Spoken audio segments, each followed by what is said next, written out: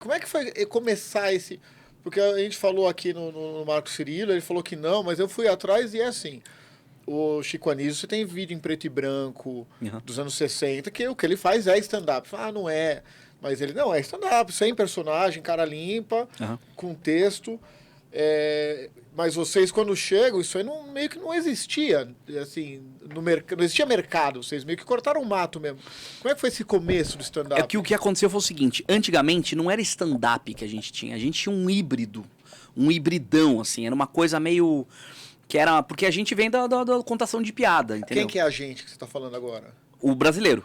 Pode crer. O brasileiro é um contador de piada, é sempre piada em português, piada de loira. Tirador de sarro, né? Tirador de sarro, era o causo, entendeu? É um hibridão, assim, né? Então o Zé Vasconcelos, lá nos anos 50, ele criou... não que ele criou, eu acho, conscientemente, não sei se ele sabia o que ele estava fazendo, mas ele trazia piadas muito para próximo dele que parecia que era stand-up, que eram coisas que ele tinha vivido, entende? Essa coisa, eu tenho um tio que fala desse jeito, mas você via que é piada, que é uma coisa assim... que dificilmente vai acontecer. Tem a estrutura também, né?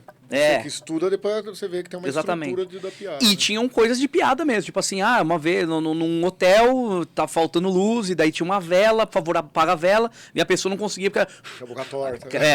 Isso claramente é uma piada, né? Um ato de piada. Então, mas ele fazia, mas ele criou esse... com ele meio que começou essa coisa meio... diferente, meio híbrida mesmo, assim, uma coisa meio, não é um contador de piada. Uma vez o português estava andando, entendeu? É outra pegada. Aí o Jô Soares, o Chico Anísio, eles começaram também, mas também era híbrido, também era um misto de piadona. Quando fala piadona, é essas piadas disso, né? Os clássicos. Os classicões. E um híbrido. Quando eu fazia os cretinos, eu comecei a ter um impulso meio instintivo também de falar meio que da minha vida, coisas que eu pensava, alguma coisa assim. Então eu fiz uns raros testes assim, e um deles foi muito por acaso. A gente era um grupo de 4 ou 5 na época, eu não lembro agora, acho que era 4. E o que acontecia? A gente sempre estava em 2, ou em 1, ou em 3, e nunca ficava em 4, a não ser que fosse no final ou no começo, para dar tempo de quem estivesse lá atrás se vestisse, para que quando os outros saíssem, essa pessoa estivesse lá. Então era sempre isso assim. Daí teve um dia que a gente calculou errado e os 3 estavam lá atrás e eu também. Eu falei, cara, não tem ninguém lá na frente pra fazer. Oscar, vai lá, porque eu era o único que não tava maquiado, nem nada, porque eu sempre fazia coisa de mulher. Vai lá. E eu cheguei e não tinha nada pra falar. Só que eu tinha meio que pensado uma coisa do Maluf, uma coisa boba, assim, do Maluf. E eu meio que fui falando meio que de improviso, assim, sabe?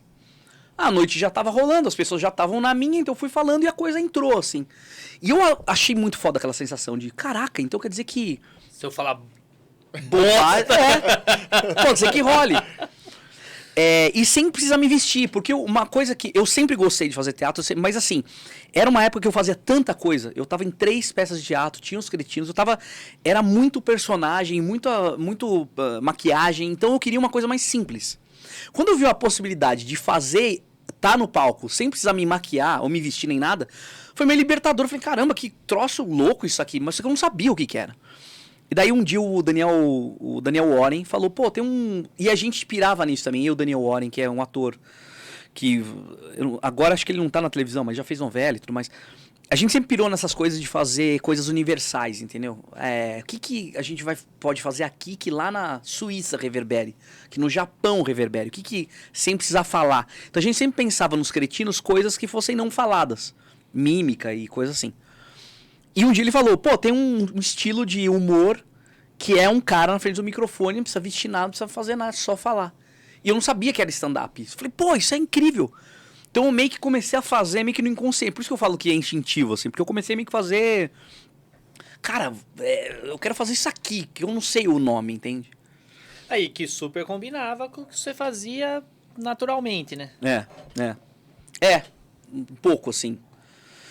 Da vida, né, que você diz, de tal. Pra quem conhece de tempos, é o que você fazia naturalmente, instintivamente já, né? De contar piada no meio da galera, de fazer graça com os outros que não tá nem esperando. Aí o Rafinha Bastos estava nessa apresentação. Ah, mas essa história do Rafinha Bastos, eu já vi os xingamentos. Você podia ter vindo de Rafinha Bastos. Podia. Cara, ficou legal. Foda. Ficou legal foi aquele, né? foda, velho. Nem eu sabia. Caralho, mas tá esquisito o Rafinha aqui, Mas não, velho. pior que... Demorei pra ganhar, Caralho, cara, o né, cara. mano? Foi foda. Porque não é nenhum nem outro, mas é os Tá os dois. dois ali, é uma... foda, foda, Ficou foda, do foda. cacete, velho. Mas o Rafinha fazia o quê? Na época ele fazia o quê? Então, daí o Rafinha foi lá. Roubava ideia dos outros, mano. O Rafinha foi assistir Já a vi gente. essa história. Porque na época tava rolando uma coisa que era o seguinte, tinha o Terça Insana, que era um grupo de humor que fazia a gente meio que se inspirou, os cretinos se inspiraram na Terça Insana, que era esse humor com esse vestido de personagem e tal. Só que o diferencial nosso é que a gente fazia em grupo, a gente fazia com 2, 3 atores. Eles sempre faziam com um. Eles faziam stand-up, mas com um personagem. Basicamente é isso. Então, um vestido, falando um texto e tal. E nessa época começou a surgir vários grupos que faziam mais ou menos a mesma coisa, assim. E rolou meio que uma onda, assim, tinha a Trash 80, que era uma balada dos anos 80, que a galera ia, se divertia pra caralho. E o Rafinha tava inserido nessa galera. E ele curtia esse tipo de humor, porque ele também tinha o canal do Rafinha. Esqueci, acho que era o canal do Rafinha, não lembro. Ele era um cara de internet, o Rafinha. De internet, então. é. Ele era gaúcho, começou a fazer as coisas, foi pra São Paulo e meio que se envolveu com essa galera. E ele foi lá um dia, assistiu e viu. E ele tava nessa onda de fazer stand-up, junto com o Marcelo Manso e com a Marcela Leal. Ah, tá explicado, é gaúcho. É. Agora me fala uma coisa. Aí ele chamou, aí ele falou, pô, tá aqui com o Marcelo, a gente tá a fim de fazer um grupo só de stand-up. Eu falei, mas o que é stand-up? Daí ele explicou por cima. Eu falei, pô, eu não sei fazer. Ele falou, mas eu também não sei fazer, ninguém sabe. O que a gente quer fazer é uma coisa, um movimento... Fazer funcionar. Fazer funcionar. Daí eu falei, pô, vamos aí.